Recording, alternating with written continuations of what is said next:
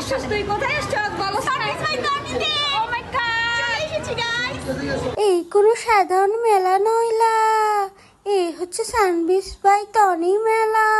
আসসালামু আলাইকুম, সবার কি অবস্থা? আমি দিনা তারা ফারিহা, আমার পেজ নাম হচ্ছে জিফা। টনি আপুর এই মেলাটা নিয়ে আমাদের নোয়াখালীতে যে পরিমাণে হাইপ ক্রিয়েট হয়েছে, যদি তখন না যেতাম শুধু আফসোসই করতাম। আসলে ঢেউ যেখানে স্রোত তো সেখানে থাকবে, আর স্রোতের বিপরীতে তো যাওয়া যায় না। তাই আমি, রিফাত, আমার ফ্রেন্ডরা, ভাবিরা সহ চলে গেলাম মেলাতে। টনি আপুর মেলাতে টনি আপু আসার কথা ছিল, কিন্তু আপু তো লন্ডনে, তাই আর টনি আপু আসলো না, আমাদের সবাইকে ছ্যাঁকা দিয়ে দিল। আমরা যে কয়েকজন গিয়েছি, আমাদের মূল উদ্দেশ্য ছিল টনি আপুকে সরাসরি দেখবো, এবং টনি আপু যে গালাগালি করে এগুলো তো এত সুন্দর লাগে লাইভে, এগুলো একটু সরাসরি শুনবো।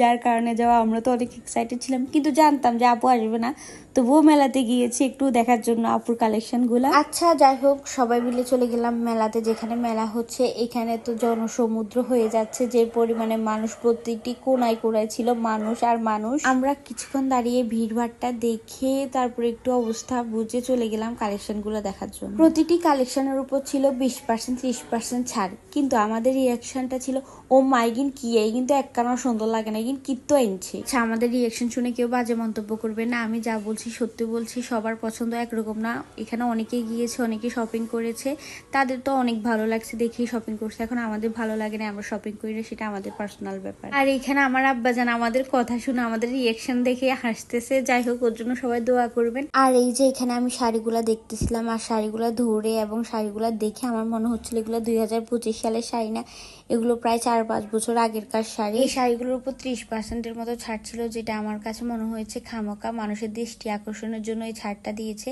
দাম একটুও কমায় নাই। এই শাড়িটা অনেক অনেক ট্রেন্ডে আছে। আমি রিফাতকে বলি দেখো শাড়িটা অনেক সুন্দর, সে বলে ইস ইস বলছে এই কারণে, কারণ এটার কোয়ালিটি অনেক খারাপ ছিল, আর দাম লেখা ছিল 10,000 টাকার মতো, যেটা কোয়ালিটির সাথে আর দামের সাথে একটুও জাস্টিফাই না। কারণ এই জিমিচু শাড়িটার মার্কেট প্রাইস হচ্ছে 5-7 হাজার টাকার মতো, যেখানে কোয়ালিটি অনেক অনেক ভালো পাওয়া যায়। এটা কিরকম একটা জানি হয়ে গিয়েছিল। এখানে সবার কেমন লাগছে আমি জানি না, জানতেও চাই না, কিন্তু আমরা যে কয়েকজন গিয়েছিলাম আমাদের একটু ভালো লাগে নাই কোনো কালেকশন।